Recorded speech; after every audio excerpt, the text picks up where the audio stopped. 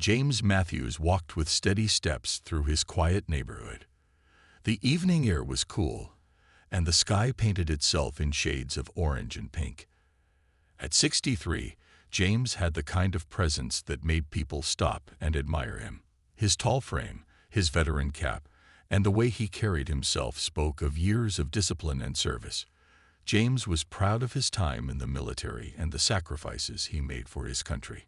But more than anything, he was proud to have raised his son, Marcus, who had become a respected lawyer in Washington, D.C. After enjoying a warm meal at his favorite diner, James decided to take a stroll back home. He liked walking these streets.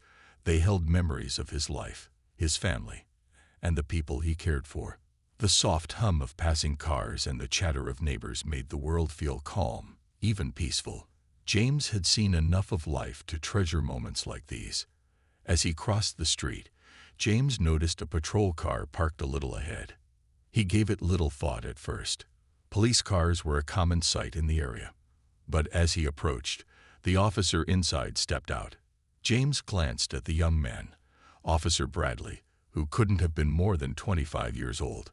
The officer's expression seemed tense, his movements stiff as he approached James. "Excuse me, sir," Officer Bradley called out, his tone sharp. James stopped, his face calm and friendly. "Good evening, officer. Can I help you with something?" The officer studied James for a moment, his eyes narrowing slightly. "Where are you coming from?" he asked. James tilted his head, a bit puzzled by the question. "Just heading home from the diner," he replied, gesturing back toward the small restaurant down the street. "Is something wrong?" The officer's gaze hardened. "We've had reports of suspicious activity in the area. I need to see some identification." James frowned slightly but kept his tone polite. "Of course," he said, reaching into his pocket for his wallet. "But I assure you, officer, I'm just a retired veteran enjoying an evening walk." As James handed over his ID, he couldn't help but notice the officer's unease. It felt as though Bradley was searching for something, even though James had given no reason for suspicion. Still, James remained calm. He had dealt with tense situations before and knew the best way forward was through patience and understanding. Bradley looked at the ID, then back at James. "You seem to match the description of someone we're looking for," the officer said. James raised an eyebrow, his voice steady. "I don't believe I've done anything wrong, officer, but if there's something I can do to help, let me know." The exchange began to draw the attention of a few people nearby. A woman walking her dog slowed down, her eyes darting between James and the officer. James noticed her concern and offered her a small nod as if to say, "It's all right." But as the moment stretched, it became clear that the situation was far from over. The quiet evening took a tense turn.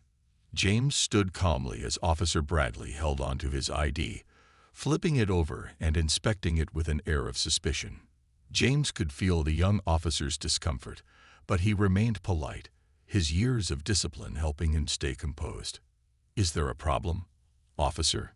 James asked again, his voice steady. Bradley didn't respond immediately. He seemed unsure of how to proceed but was unwilling to let the moment go. "We've had reports of someone acting suspiciously nearby," Bradley repeated, as if trying to convince himself as much as James. "You fit the description." James adjusted his stance, his hands still at his sides to avoid any misunderstanding. "I see," he said slowly, "but I've been walking straight from the diner. I'm not sure how I could match anyone causing trouble." The small crowd of onlookers grew, their curiosity piqued by the unusual interaction. A man on a bicycle stopped a few feet away, pretending to adjust his seat while watching the exchange. The woman with the dog lingered near a lamppost, her brows furrowed. James noticed them, but kept his focus on the officer. Bradley shifted his weight from one foot to the other, clearly unsure of what to do next. He seemed to feel the pressure of the watching eyes.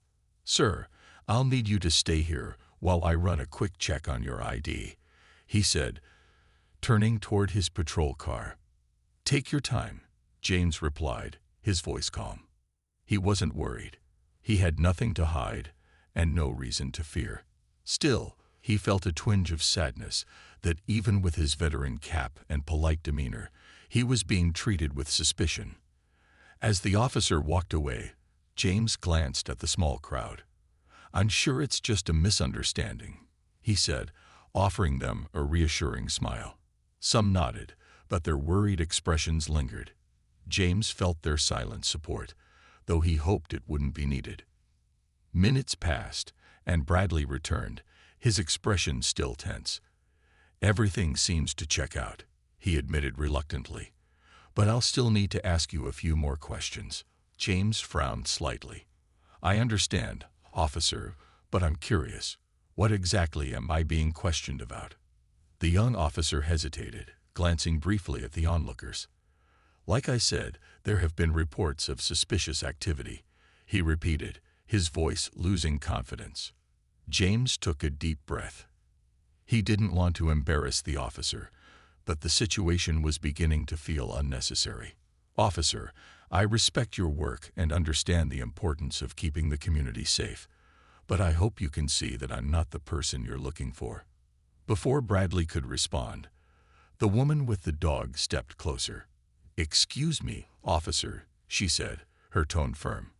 "I've been walking this route for the past hour, and I've seen this gentleman the whole time. He hasn't done anything suspicious." Bradley's face reddened slightly. He looked at James, then back at the woman. "Thank you, ma'am," he said, his voice tight. But instead of ending the exchange, he squared his shoulders as if trying to reclaim authority. "I'll handle this." James felt the air grow heavier. The tension was building, and he realized the situation might not resolve as easily as he had hoped. James could sense the tension growing in the air. The crowd of onlookers had increased, and whispers began to ripple among them. While James remained calm, he could see Officer Bradley's frustration. The young officer seemed to struggle with how to proceed, and his unease was becoming more evident by the minute. "Officer," James said with a steady tone, "I've answered your questions and provided my ID. I think we can both agree that I'm not who you're looking for. Perhaps it's time to let me continue on my way." Bradley hesitated, glancing at the crowd before turning his focus back to James. It was clear that he didn't want to back down in front of so many people. "I need you to stay here until I'm fully satisfied," he said, his voice firm but slightly shaky. James let out a slow breath, keeping his posture relaxed. "I've done nothing wrong, officer. I don't understand why this needs to go any further." The murmurs in the crowd grew louder. One of the onlookers, a man wearing a baseball cap, stepped forward cautiously. "He's right," the man said.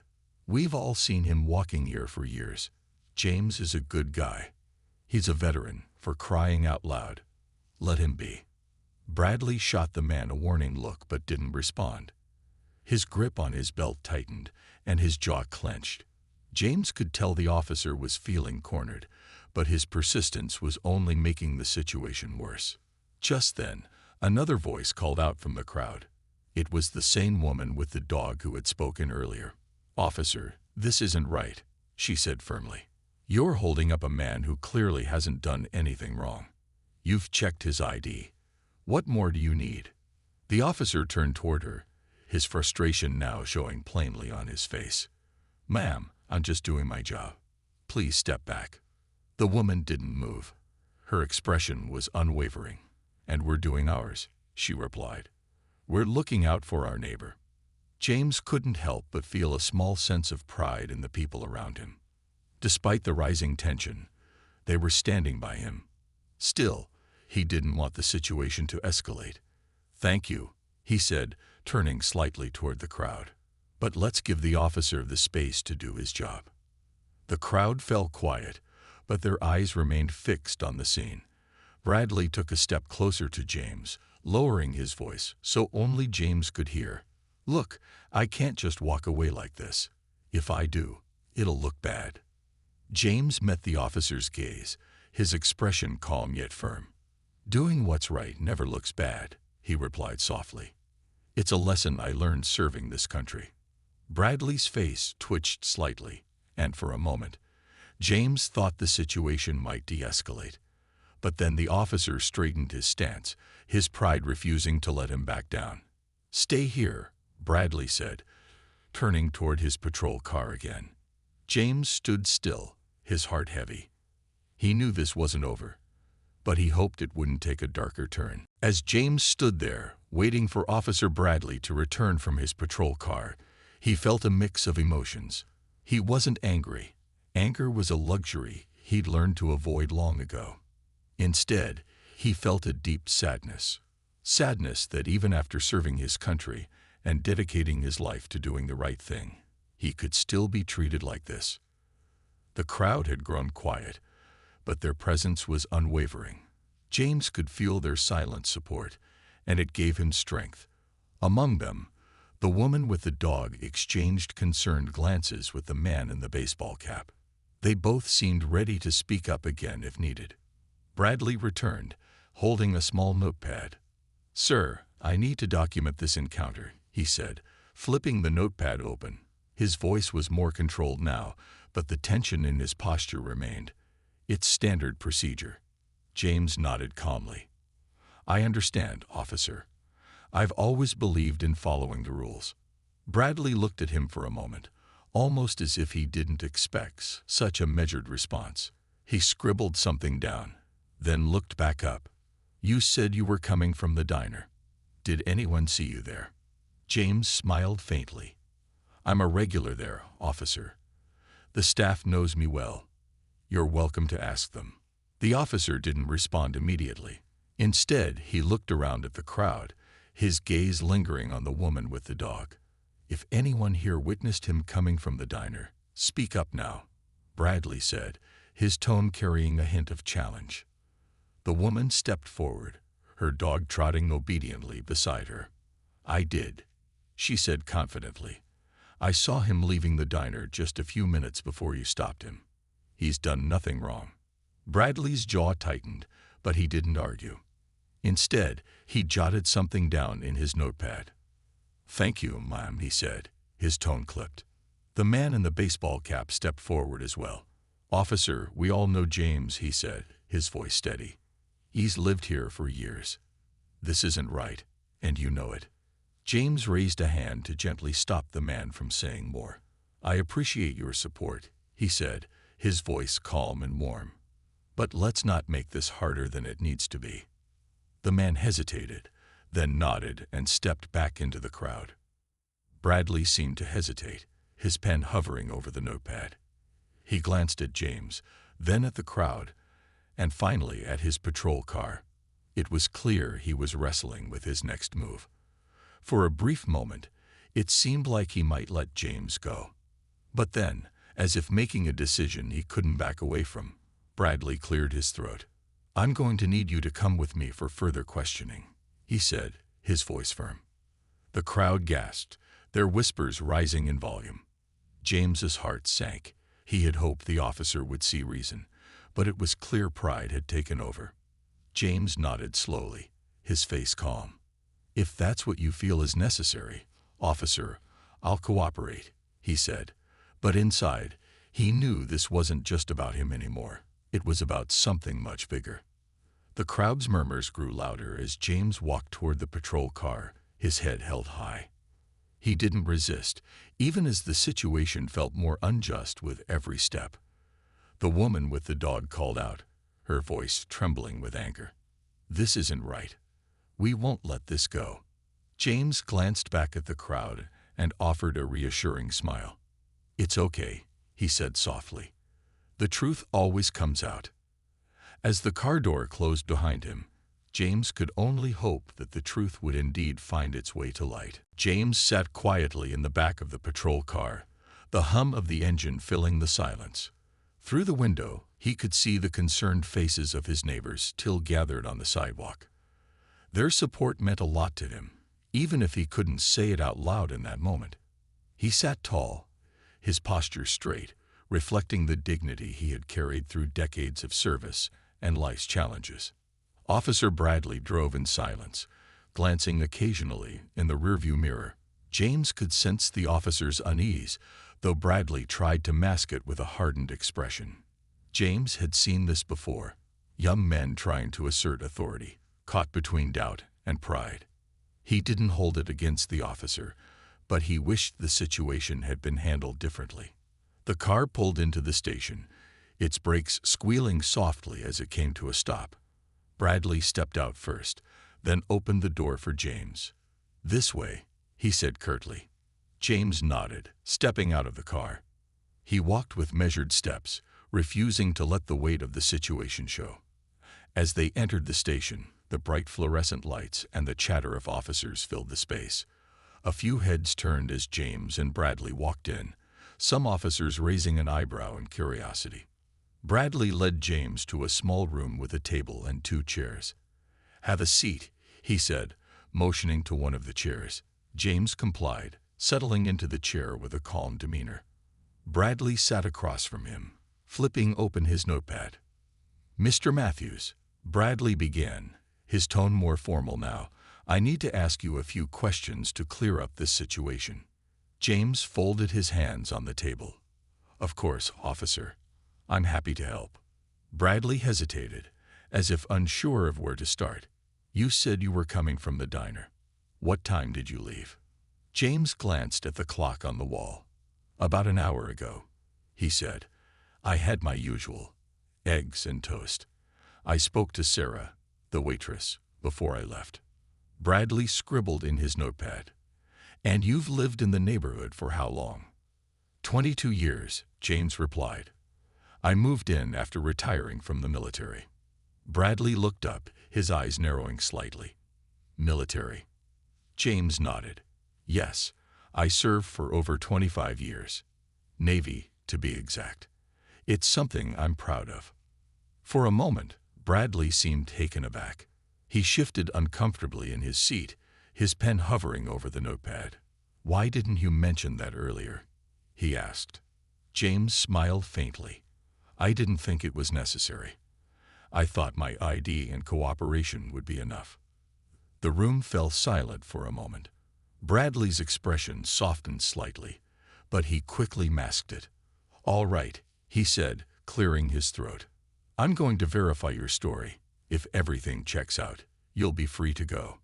James nodded, his patience unwavering. "Take your time, officer." As Bradley stood and left the room, James leaned back in his chair, his mind calm but reflective. He had faced bigger battles in his life, but this one felt different. This wasn't just about proving his innocence. It was about standing for something larger. Outside the room, Bradley made a call to the diner, speaking with Sarah. Her words, firm and clear, left no doubt. Yes, James was here. He's a good man. This is a mistake. Bradley hung up, his face tense, as he prepared to return to the room. But he still had a decision to make, and it wasn't just about protocol. It was about doing the right thing. James sat patiently in the small, quiet room. The walls were plain, the air still, but his mind remained steady. Years of service had taught him how to endure moments of uncertainty. He had faced more daunting situations before, but this one carried a weight he couldn't ignore. It wasn't just about him. It was about dignity, respect, and fairness. Outside the room, Officer Bradley paced the hallway, the phone call to the diner replaying in his mind. Sarah's words had been clear, and they left no room for doubt. James had been at the diner, as he said, enjoying his meal like any other evening. Bradley's confidence in his earlier judgment began to waver. A senior officer, Sergeant Cole, noticed Bradley's unease and approached. "Everything okay, Bradley?" he asked, his tone calm but firm. Bradley hesitated before responding. I brought in a man for questioning." He matched a description we received about suspicious activity, but everything he said so far checks out. Sergeant Cole raised an eyebrow. "Who is this man?" "James Matthews," Bradley replied, his voice quieter now. "A retired Navy veteran." Cole's expression shifted slightly, his voice taking on a more serious tone. "A veteran. Did he resist? Was there any real cause for suspicion?" Bradley shook his head. "No, he cooperated fully. I just thought it was better to be thorough." The sergeant crossed his arms, his gaze steady. Sometimes being thorough is about knowing when to stop. If everything checks out, don't let pride get in the way of doing the right thing. Bradley nodded reluctantly and headed back to the room where James waited. As he opened the door, James looked up, his calm expression unchanged. "Mr. Matthews," Bradley began, his voice softer than before, "I spoke with the diner staff, and they confirmed your story. You're free to go." James nodded, his face remaining calm and composed. "Thank you, officer," he said simply, standing from the chair. Bradley hesitated, his next words caught in his throat. He looked at James, then at the notepad in his hand. Finally, he spoke. I apologize if I caused you any trouble tonight. I was just trying to do my job." James met the officer's gaze, his eyes steady but kind. "I understand, officer. Doing your job is important. But sometimes we need to trust the people we serve." Bradley nodded, the weight of James's words sinking in. He stepped aside, allowing James to leave the room. As James walked toward the exit, he noticed a few officers watching him, their expressions a mix of curiosity and respect. When James stepped outside, he was greeted by a small group of his neighbors. The woman with the dog, the man in the baseball cap, and others who had been there earlier were waiting for him. "James," the woman called out, relief evident in her voice. "Are you okay?" James smiled warmly, his gratitude shining through. "I'm fine. Thank you all for standing by me." The group surrounded him, offering words of support and comfort. Though the night had been challenging, James felt a renewed sense of hope. He wasn't alone in this. His community stood with him, and together they had shown what it meant to stand for what's right. The night was still as James walked home, accompanied by a small group of neighbors who had stayed behind to support him. Their quiet footsteps echoed along the pavement, and the soft murmur of their conversation wrapped around James like a warm blanket. Despite the events of the evening, he felt a sense of calm. The unwavering support of his community gave him strength. As they reached his house, James turned to his neighbors with a gentle smile. "Thank you all," he said. "You didn't have to stay, but it means more than I can say." The woman with the dog stepped forward, her face full of determination. "We couldn't just leave you, James. What happened tonight wasn't right, and we wanted to make sure you were okay." The man in the baseball cap nodded. "You've always been there for this community. Tonight, it was our turn to stand by you." James looked at each of them, his heart full of gratitude. "It's moments like these that remind me why I love this neighborhood," he said. "You're not just neighbors, you're family." After exchanging a few more words, the group began to disperse, each person heading back to their homes. James stood on his porch, watching them go, the night now quiet once again. As he stepped inside, the warmth of his home greeted him.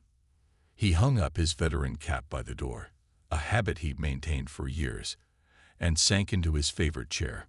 His thoughts drifted to Marcus, his son, who had no idea what had happened tonight. James considered calling him, but decided against it. Marcus was busy with his work as a lawyer in Washington, D.C., fighting battles that often felt bigger than one person could handle. James didn't want to burden him with his own troubles. But unbeknownst to James, the events of the evening were already spreading. One of the onlookers had recorded part of the interaction on their phone and shared it online. By morning, the video had begun to gain traction, with viewers expressing outrage over the way James had been treated. Comments poured in, praising James's calm demeanor and calling for accountability. Meanwhile, Officer Bradley sat at his desk, staring at the notepad in front of him. The weight of the evening pressed heavily on his shoulders. He replayed the interaction in his mind, each moment sticking like a thorn. For the first time, he began to question not just his actions, but the mindset that had led him there. Bradley glanced at his phone, noticing a flood of notifications. The video had reached the station's social media, and officers were beginning to whisper about it. The realization hit him hard. This was no longer just between him and James. The world was watching. At the same time, Marcus Matthews received a call from a friend. "Marcus, have you seen the video of your dad?" the friend asked. Marcus frowned, his heart skipping a beat. "What video?" "You need to check it out," the friend said. "Your dad handled it like a hero, but this situation, it's serious." Marcus quickly pulled up the video, his eyes narrowing as he watched the footage. He recognized his father's steady composure and the unfair treatment he had endured. Anger and pride mixed within him as he made a decision. "I'm heading home," Marcus said firmly. "This needs to be addressed." By the time the sun rose, the story had gained national attention. James's quiet act of dignity had become a rallying cry for something much larger. And as the world began to take notice, Marcus was already on his way, determined to stand by his father just as his father had always stood by him. By morning, James woke to a series of knocks on his door. He rubbed his eyes and made his way to answer, surprised to find Marcus standing on the porch, suitcase in hand. Marcus's face held a mix of concern and determination. "Dad," Marcus said, stepping inside and pulling his father into a hug. "Why didn't you call me?" James smiled, patting his son's back. "You're busy with your work, son. I didn't want to worry you." Marcus stepped back, his expression serious. "Busy or not, you're my father. I saw the video. What happened last night wasn't just wrong. It was unacceptable." James sighed, leading Marcus to the living room. "I've been through worse, son. Sometimes life throws these things at us. We handle them and move on." But Marcus wasn't ready to move on. "Dad, this isn't just about you. That video has gone viral. People all over the country are talking about what happened. This is about something bigger, how veterans, seniors, and people of color are treated. You've inspired a lot of people with your calmness, but we can't let this end quietly." James tilted his head, studying his son. "So, what do you have in mind?" Marcus leaned forward, his voice steady. "We're going to make sure your story is heard. Not just for you, but for others who've gone through similar things. I've already contacted some reporters and legal advocates. They're interested in helping." Before James could respond, the doorbell rang again. This time, it was the woman with the dog and the man in the baseball cap, accompanied by a few others from the neighborhood. They carried homemade signs and wore determined expressions. "James," the woman said, holding up a sign that read, "Justice for James. We're not letting this go. The whole neighborhood is behind you." James looked at the group, a warm sense of gratitude spreading through him. "Thank you," he said softly. "You don't know how much this means to me." The woman smiled. "You've done so much for this community. It's time we stand up for you."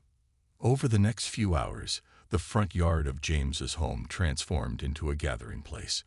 Neighbors, reporters, and even veterans from nearby towns came to show their support. James watched in awe as people shared their own stories of unfair treatment, inspired by his courage.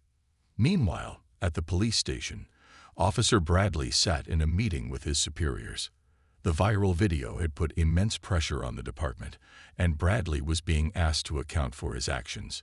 He struggled to find the right words, his earlier confidence now replaced with regret.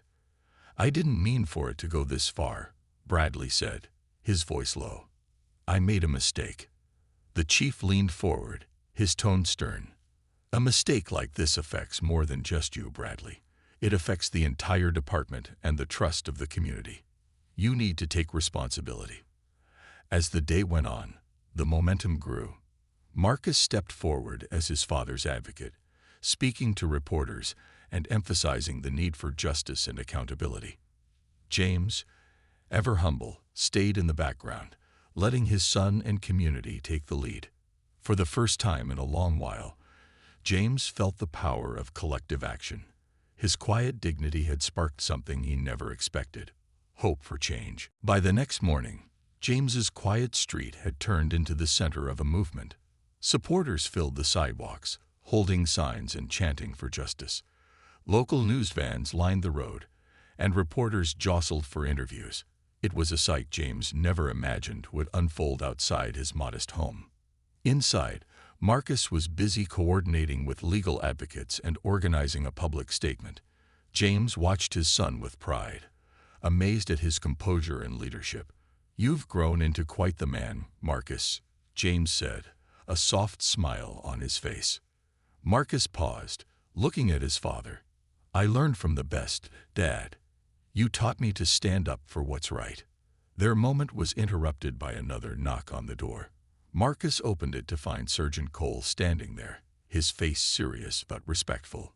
"Mr. Matthews," Cole said, nodding to James. "May I come in?" James exchanged a glance with Marcus before nodding. "Of course, Sergeant. Please, have a seat." Cole sat down, removing his cap and holding it in his hands. "I wanted to personally apologize for what happened," he began.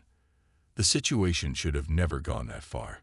Officer Bradley is being held accountable for his actions. An official apology will also be issued from the department." James listened carefully, his expression calm. "Thank you for coming, Sergeant," he said. "But this isn't just about an apology. It's about making sure this doesn't happen to anyone else. Too many people are treated unfairly because of assumptions." Cole nodded. "You're absolutely right, sir. This incident has made us realize there's a lot of work to be done. We're reviewing our protocols and starting mandatory training to prevent situations like this in the future." As Cole left, James felt a small sense of relief. It wasn't a perfect solution, but it was a step in the right direction. Outside, Marcus spoke to the growing crowd, his voice clear and passionate. He shared his father's story, not as a tale of victimhood, but as an example of strength and resilience. "James Matthews is more than a veteran," Marcus said. "He's a father, a neighbor, and a friend. What happened to him shouldn't happen to anyone. But together, we've shown that standing up for what's right can bring change." The crowd erupted into applause, their unity palpable. James stood by the doorway, watching his son with pride. He hadn't sought this attention, but he knew it was necessary. This wasn't just his story anymore. It was a symbol of hope for others who felt unseen or unheard. Later that evening, as the crowd began to disperse, Marcus sat down beside his father on the porch. The quiet hum of the night had returned, and the stars twinkled above them. "You did good today, son," James said, his voice warm. "Your mother would have been proud." Marcus smiled, leaning back in his chair. "I just followed your example, Dad. You've always shown me what it means to be strong." As the night settled around them, James felt a deep sense of peace. The events of the past days had been challenging, but they had also shown him the power of community, family, and perseverance. Together, they had turned a moment of injustice into a beacon of hope. And that, James thought, was something worth fighting for.